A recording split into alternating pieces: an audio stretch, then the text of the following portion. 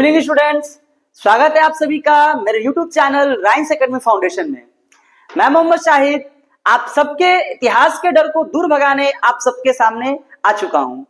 जैसा कि आप सब जानते हैं, हम लोग एक सफर पे निकले थे। वो सफर प्लेन से चल रहा था, नहीं यूट्यूब पे चल रहा था। और वो सफर हमारा खत्म होगा फरवरी मंथ में, जब आप लोग बिहार बोर्ड की परीक्षा देकर आ जाएंगे। तो अगर आप बिहार बोर्ड की परीक्षा में टॉप करना चाहते हैं तो तब तक हमसे जुड़े रहिएगा, ताकि हम लोग अपने इस सफर को पूरा करें। उस सफर में हम आगे बढ़ते हुए इतिहास को पढ़ना शुरू किए थे 10वीं कक्षा का, और उसमें चैप्टर 2 जिसका नाम था समाजवाद एवं साम्यवाद, उसको लगभग पढ़ लिए थे। और ये हमारा वीडियो आज के इस चैप्टर का आखिरी पॉइंट समझ के मान के चलिए वीडियो हो सकता है, ठीक है। और तो और ये बहुत ही महत्वपूर्ण टॉपिक है जो जिसको आज हम लोग क्या करेंगे, कवर करेंगे। तो ज्यादा समय वेस्ट न करते हुए फटाफट से शुरू करते हैं आज का वीडियो। अगर आपने हमारा पुराना वीडियो नहीं देखा है तो फटाफट हमारे YouTube चैनल के प्लेलिस्ट में जाइए और वहां से वीडियोस को देख लीजिए, ताकि आपको पता चले आगे की कहानी, पीछे की कहानी, ठीक है। तो चलिए शुरू करते हैं अपनी कहानी, जिसका नाम है बोल्शेविक क्रांति। ये क्या है बोल्शेविक क्रांति? अगर आपने पिछली वीडियोस को देखा होगा तो आपको पता होगा कि रूस ने भी बहुत सारी क्रांतियां देखी। 1905 में, जिसे खूनी रविवार या लाल रविवार के नाम से जाना जाता है, देखी। 1917 में ही फरवरी में भी एक क्रांति हुई थी, जिसे मार्च क्रांति या फरवरी क्रांति के नाम से जाना जाता है। अब ये मार्च और फरवरी क्यों? क्योंकि ग्रेगोरियन कैलेंडर और वो जूलियन कैलेंडर के 13 दिन का जो अंतर है उस वजह से, जिसका बारे में डिस्कशन हमने पिछले वीडियोस में किया था। तो जब जानते हैं, जब केरेंस्की सत्ता में आया फरवरी क्रांति के बाद, तो उसने सत्ता बनाई बुर्जुआ सरकार। लेकिन जब देखा प्रभाव हुआ तो लेनिन नाम का एक व्यक्ति था रूस में, लेनिन नाम का एक व्यक्ति था जिसको जार ने देश से मार के बाहर निकाल दिया था। मतलब उसे देश निकाला दे दिया था कि तुम बाहर जाओ, तुम यहाँ पर नहीं रह सकते हो, मेरे अंगने में तुम्हारा क्या काम है, उसको बोल के और भगा दिया था, ठीक है। लेकिन जब लेनिन ने मौका देखा कि अरे वाह, जार चला गया, पूरा सिचुएशन बदल चुकी है, तो जब उसने देखा सिचुएशन बदल चुकी है तो वापस क्या आया, किसके सहायता से? जर्मनी की सहायता से। 1917 में लेनिन 1917 में जर्मनी से बोला, जर्मनी भैया देखिए ना, हेल्प कीजिए ना। जर्मनी की सहायता से, ठीक है, सहायता से रूस पहुंचा। क्यों पहुंचा? क्योंकि जार ने इसे मार के भगा दिया था, यानी कि देश से निकाला दे दिया था, जो जार निकोलस द्वितीय था उसी समय ने। अब जब पहुंचा ना, तो आते आते तुरंत एकदम माइक को एक सेट किया। अब माइक सेट करने के बाद एकदम खड़ा होकर लोगों के सामने करके एकदम बोलना शुरू किया। बोला अभी क्रांति पूरी नहीं है, एक और क्रांति होनी चाहिए, चलो लोग आओ, चलो चलो चलो। मतलब पूरी तरीके से क्या किया, लोगों को उत्साहित कर दिया। उसने घोषणा किया कि असल क्रांति अभी पूरी नहीं हुई है, असल क्रांति अभी होनी बाकी है। ये क्रांति डुप्लीकेट क्रांति थी, इसने पूरी सिस्टम को बदला नहीं है, हमें सिस्टम बदलना है, यानी कि सरकार को बदल के बोल्शेविक सरकार लाना है, वैसी सरकार जिस पे गरीब लोगों का अधिकार हो। तो इसने घोषणा किया कि सरकार को बदल देना चाहिए। और सरकार बदलती है दो लोगों की वजह से, दो समूह की वजह से, याद रखिएगा, चाहे वो किसी भी देश की सरकार हो। एक अगर जनता चाहे और दूसरी सेना चाहे। तो जब इसने घोषणा किया कि सरकार बदलनी चाहिए, माहौल बदलने वाला है, तो सेना ने बोला है हम भी हैं, माहौल बदला जाएगा। यानी कि सेना ने और जनता ने, दोनों ने इसका सहयोग दिया। एकदम सही बात है, जो करना है वो करो तुम, हम तुम्हारे साथ हैं। तो इसने क्या किया, डेट था 7 नवंबर, डेट याद रखिएगा, 1917 की बात हो रही है, ठीक है। लेकिन 7 नवंबर पुराने कैलेंडर के अनुसार 25 अक्टूबर का दिन पड़ता है, जैसा तो आपको पता ही होगा, 13 दिन का अंतर। तो 7 नवंबर को जितने भी बोल्शेविक लोग थे, बोल्शेविक मतलब समझ रहे हैं ना, बोल्शेविक पार्टी को मानने वाले, तो जितने भी बोल्शेविक लोग थे उन्होंने क्या किया, पेट्रोग्राद, याद आ रहा है, पेट्रोग्राद, जिसका नाम बदल के बाद में लेनिन के ही याद में लेनिनग्राद कर दिया जाएगा। तो पेट्रोग्राद में जितनी भी सरकारी संस्थाएं थी, सरकारी हॉस्पिटल हो गया, सरकारी कचहरी हो गई, सरकारी स्कूल हो गई, सारे पे कंट्रोल, बोला आज से यहाँ पर मेरा कंट्रोल। सारे जनता ने आकर जबरदस्ती, ठीक है, एकदम जबरदस्ती लेनिन ने क्या किया, केरेंस्की को बोला कि तुम भाग जाओ छोड़ के, नहीं तो तुमको बहुत मार मारेंगे। देखो इतना सारा लोग करा गए, डर के बेचारा केरेंस्की सरकार छोड़ के भाग गया। और असल में ये जो 7 नवंबर को घटना हुई थी, लोगों के समूह ने, बोल्शेविकों के समूह ने जो सरकारी भवनों पर, सरकारी इमारतों पे कब्जा किया था, उसे हम लोग बोल्शेविक क्रांति कहते हैं, न कि जो मार्च में हुआ था उसे। तो आप डिफरेंस याद रखिएगा। अगर आपको बोल्शेविक क्रांति के बारे में कहेगा लिखने के लिए तो आप ये लिखेंगे। समझ में आ गया बोल्शेविक क्रांति किसे कहते हैं? अब देखते हैं बोल्शेविक क्रांति के बाद होता क्या है। तो बोल्शेविक क्रांति के बाद जो सत्ता है ना, सत्ता समाजवादियों के हाथ में आ जाती है और इसका मुखिया बनता है कौन? लेनिन। ठीक है, उससे पहले काम करते हैं, वो थोड़ा जो 7 नवंबर की घटना हुई थी उसको थोड़ा लिख लेते हैं ताकि आपको रिटेन में रहे तो आसानी रहे। ठीक है, 7 नवंबर को बोल्शेविकों, 1917 की बात हो रही है। ठीक है, बोल्शेविकों ने पेट्रोग्राद के सरकारी संस्था में स्कूल, कचहरी, सचिवालय सारा कुछ आ जाएगा। सरकारी संस्थाओं पर जबरदस्ती कब्जा कर लिया और इसी घटना को बोल्शेविक क्रांति कहते हैं। केरेंस्की देश छोड़ के, ठीक है, केरेंस्की बोला चलते हैं, दुआओं में याद रखना। केरेंस्की देश छोड़कर भाग गया, बोला का भरोसा, पीट पाट के हमको बराबर कर देगा ये लोग। अब जब केरेंस्की देश छोड़कर भागेगा तो लेनिन क्या बनता है? नया सरकार का मुखिया बनता है। लेनिन सरकार का मुखिया बनता है। ठीक है, और एक और बहुत ही महत्वपूर्ण व्यक्ति था, जिस व्यक्ति का नाम था ट्राटस्की। याद रखिएगा, ट्राटस्की ये भी बहुत महत्वपूर्ण व्यक्ति है रूस के इतिहास में।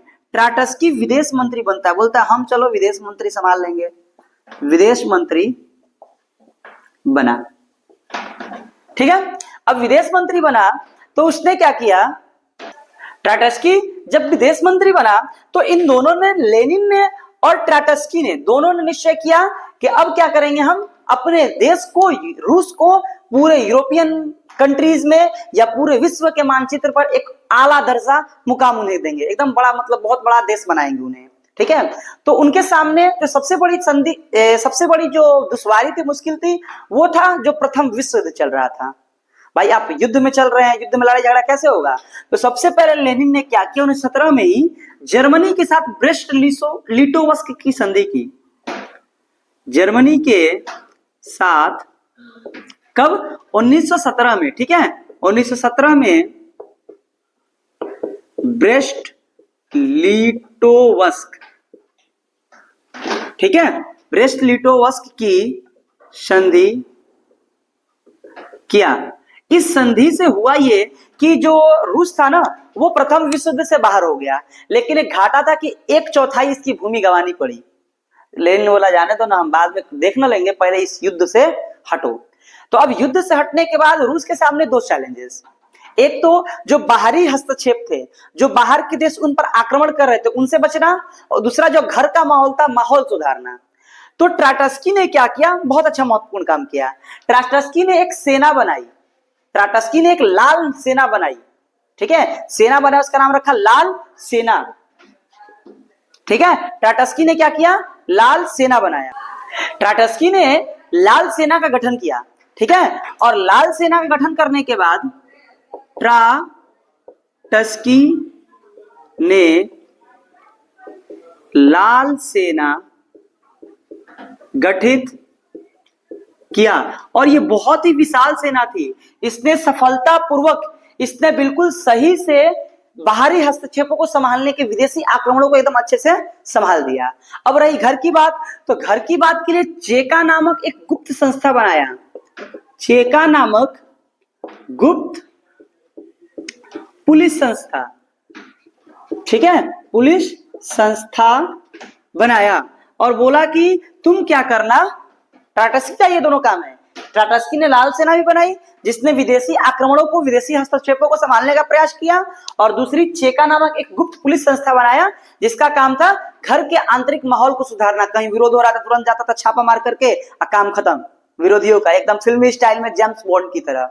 तो इस प्रकार लेनिन ने क्या किया, लेनिन ने कहीं ना कहीं अपने घर को संभालने का प्रयास किया और बाहर को संभालने का प्रयास किया। अब उसके सामने और बहुत सारी परेशानियां थी। अभी तक हमने देखा बच्चों कि कैसे लेनिन ने जो आंतरिक विद्रोह था और जो बाहरी विद्रोह था, जो बाहर से आक्रमण हो रहे थे, उनको संभालने का प्रयास किया। सबसे पहले उसने 1917 में ही ब्रेस्ट लिटोवस की संधि की जर्मनी के साथ, जिसके द्वारा विश्व युद्ध से बाहर हो गया, भले ही 1/4 जमीन उसको गंवाना पड़ गया। दूसरी तरफ टाटस्की ने लाल सेना और चेका नामक संस्थाओं का गठन किया, जिसमें चेका गुप्त पुलिस संस्था थी जो घर को संभालती थी और वो बाहर को संभालती थी। इतना हम लोग देख चुके हैं। अब आगे देखते हैं कि और क्या किया गया। तो और ये किया गया कि जितने भी 18 वर्ष से अधिक लोग थे रूस में, सबको वोट देने का अधिकार दिया गया। व्यक्तिगत संपत्ति बिल्कुल बैन कर दी गई। समाजवाद के सिद्धांतों को लागू करने का प्रयास किया गया। किसानों से अनाज लिया गया टैक्स के रूप में। जो श्रमिक थे, जो मजदूर थे, कंपनी में काम करते थे, कारखाने में, उनको विरोध करने से मना कर दिया गया कि आप विरोध नहीं कर सकते हैं। विरोध करना आपके लिए क्या हो जाएगा, हानिकारक हो जाएगा। 1918 में रूस का संविधान बनाया गया और उस संविधान में रूस का नाम रखा गया सोवियत समाजवादी गणराज्यों का संघ, यानी कि USSR। ठीक है, इतनी सारी कामें की गई। लेकिन जब श्रमिकों से उनके अधिकार छीन लिए गए और जब श्रमिकों से उनके आंदोलन करने के अधिकार छीन लिए गए और किसानों से जबरदस्ती टैक्स लिया जाने लगा, तो किसानों ने गुस्से में आकर फसलों को जलाना शुरू कर दिया। सारा फसल में आग लगा देते थे, तुमको टैक्स देंगे, सारा अनाज तुमको दे देंगे, नहीं देंगे, जला देते थे। यानी कि कहीं ना कहीं घर में गृह युद्ध की जैसी स्थिति आ गई। तो जब इतनी सारी सिचुएशन देखा तो लेनिन को लगा कि अभी माहौल बदलने वाला नहीं है, अभी माहौल बदला नहीं जा सकता है। उसने कहा कि अभी एकाएक पूरी तरीके से समाजवादी व्यवस्था को लागू करना असंभव है। उसने आदेश दिया कि पूंजीपतियों की जितनी जमीनें हैं, सारी जमीनों को किसानों के बीच में वितरित किया जाएगा, बांटा जाएगा। तो जब लोगों ने ये सुना, खासकर समाजवादियों ने सुना, तो बोले अरे ये तो समाजवादी मूल्यों के खिलाफ है। समाजवादी तो कहता है कि सारी संपत्ति राज्य की होनी चाहिए, यानी कि देश की होनी चाहिए, और तुम कह रहे हो किसानों में बांटेंगे। तो उसने कहा कि किसान बहुमत में है और बोल्शेविक अल्पमत में है, यानी किसान ज्यादा है, उनकी बातें मानने में ही हमारी भलाई है। जबकि फैक्ट ये था कि सारी जमीनों पर किसानों ने पहले से कब्जा कर लिया था, उन्हें बांटने की कोई जरूरत नहीं थी, बस उसमें मोहर लगाने के, ठप्पे लगाने की जरूरत थी, जिसमें ठप्पे लगाने का प्रयास किया लेनिन ने। और लेनिन ने भी कुछ काम किए, जिसमें से जिसका नाम है नई आर्थिक नीति। उसने 1921 में एक नीति बनाया जिसे नई आर्थिक नीति के नाम से जाना जाता था, क्योंकि लेनिन एक व्यवहारिक राजनीतिज्ञ था। वो ज्यादा आदर्शवादी और सैद्धांतिक काम नहीं करता था। वो जानता था कि 3 कदम आगे बढ़ के 1 कदम पीछे आना 2 कदम आगे बढ़ने के समान है। वो हमेशा ये कहता था। जब भी लोग उसका विरोध करते थे कि तुम मार्क्सवादी सिद्धांतों को नहीं मान रहे हो, समाजवादी सिद्धांतों में थोड़ा हस्तक्षेप कर रहे हो, बदलाव कर रहे हो, तो बोलता था कि 3 कदम आगे बढ़ के 1 कदम पीछे हटना फिर भी 2 कदम आगे बढ़ने के बराबर है। इसलिए थोड़ा बहुत अगर झोल करना भी पड़े सिद्धांत में तो कोई दिक्कत नहीं है। उसने झोल किया ताकि रूस की स्थिति समझी। उस झोल में जो पहला झोल उसने किया वो क्या क्या कि किसानों से अनाज लेने के स्थान पर एक निश्चित कर लगाया गया।